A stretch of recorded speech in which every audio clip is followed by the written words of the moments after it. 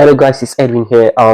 This one is just a quick update. The financial year has started, and I know most of us we've gotten our skills assessment and all that. The best time for you to, launch your expression of interest is this time because the federal government has released allocation lists for all the states in Australia and also for 189. So what I mean is that the migration program has already started, and invitation have started already in some states. So the best time for you to do launch your expression of interest is now. So I will encourage you to go through the link in this video and see how you can explore this opportunity and do your expression of interest. And I have to also mention that while you've done your expression of interest or you're in the process of doing that, you can also look at other ways of increasing your point, because at the moment um the migration program in Australia we know is point based. What I mean is that you have to look at ways of you increasing your point.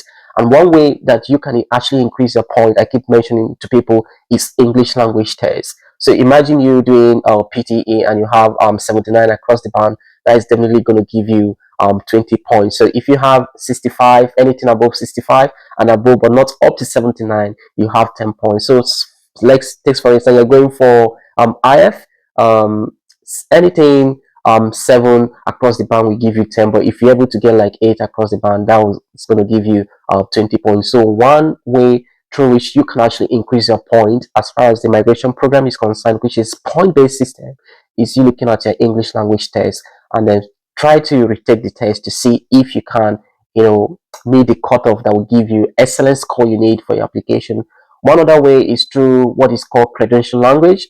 At the moment, I think the Australian department has released some programs. It's just a language, you're transcribing a language from maybe the native language to English language. I know in recent time, the Igbo language has been added to the program. So if you're from Eastern Nigeria and you are planning to come here, that is one sure way you can increase your point. So when you complete that program, it's going to give you 5 additional points. So look at ways you can Google it and see how you can embark on the language program that's going to give you that extra point you need to boost your score and increase the chances of getting invited for your visa application. Like I always say, it's very essential that you do this at this point in time. Launch your expression of interest, do that for 189. Also try to look at the state visas if you're eligible. By that I mean the 190 and 491. I know some persons are skeptical, or I want something that's going to lead me to direct permanent residence. I don't want to go to 491. If you are outside Australia, and I will recommend you to explore all the options, even if it is 491 is a pathway to permanent residence. You'll be there for 3 years, and after which you apply for another visa that will make you to become a resident here in Australia. How interesting that is. So another way through which you can also increase a point is you having enough work experience. I know for overseas, if you have at least 3 years of experience overseas, that is going to give you 5 points. If you're already in Australia and you're working in your profession, if you have up to 1 year experience in Australia in your nominated occupation, that gives you additional 5 points. And if you happen to study here in Australia, awesome, that will also give you a point. It gives you extra 5 points. And if you happen to be in regional area, you did your study in regional area in Australia, awesome, you have extra 5 points as well. So we also have to look at this. If you're coming as a partner, another way you can actually increase your point if you are coming as a couple is to sit for if you're the primary applicant, you have to sit for English language test. And I also advise that you encourage your partner to sit for English language test, because if your partner have English language test and you have one, you're going to have extra 5 points. Another way, if you're coming as a couple, is for you to encourage your partner to do skills assessment. I know for sure that if you want to apply for skill nominated visa here in Australia, you need to have skills assessment. But if your partner has skills assessment, that's going to give you extra 5 points as well. So if your partner has English language test and has positive skills assessment, that is extra 10 points for you guys. So if you go through the point calculator, I'm going to drop the link in the description section of this video. It's going to tell you a whole lot of ways you can actually boost your point. It's essential to see how you can improve your score, because it's becoming competitive these days.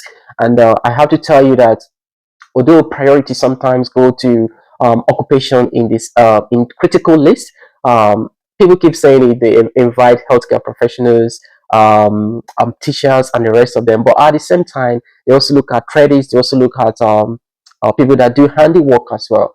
The best way for you to stand, up in the class is for you to get enough points. And like I've mentioned, you can boost your score through your English language tests.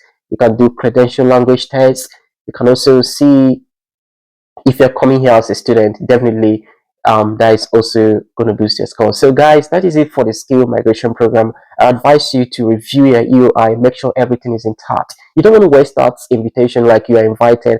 At the end of the day, you find out that your English language test has expired or something. So go back again, review, make sure everything is correct, so that when you are invited, you have all the document, you have everything you need to back the claims you made during the expression of your interest. How interesting that is. Please explore all the options, go to the various state websites, see what recommendations or see what requirement they have in the current financial year, because it keeps changing. For where I'm in Queensland, I know that for sure you need, after you've launched your expression of interest, you have to go back to Queensland website to do what is called IRI. So you have to do registration of interest. It is free, so that way Queensland government is aware that you are interested in seeking for 190 or 491 visa in Queensland, and that is it. By the time you do this, I will always say that you also explore other options as well, like employer sponsored visa.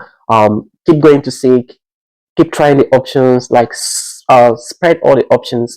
I have to say, you don't just have to limit yourself to the skill nominated visa. If you've done your skills assessment, and let's say you're a pharmacist or you're a med lab scientist or optometrist, as the case maybe, you can go to seek, search for various pharmacy outlets or the companies online, send emails to them. Chances are you're going to be invited. Chances are that they can organize interview for you. They can sponsor you to come here if you meet the visa requirements. So the options are a lot, and it's advisable for you to spread the options, so that at the end of the day, one is going to click. I know for sure that this financial year in Australia, one of the options for you guys is going to click, and you can't wait to come and start living the dream of being in this beautiful country, working and living, living and working in your desired occupation. I can't wait to see you. And whenever you come here, please just let me know, and then probably we can organize a meetup.